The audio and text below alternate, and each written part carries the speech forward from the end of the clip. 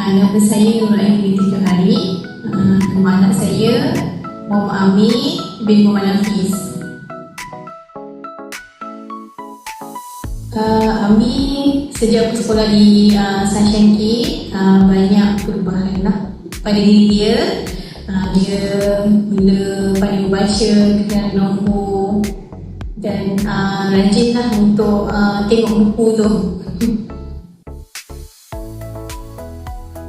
Kenapa saya pilih Sunshine Kid? Saya pilih sebab saya nak anak saya belajar dalam bahasa Inggeris lah, cuba untuk bertutur bahasa Inggeris. Dan perkembangan setakat berapa bulan ni saya tengok positif, dan saya akan syorkan juga lah kepada rakan-rakan yang bertanyakan berkenaan sekolah Sunshine Kid.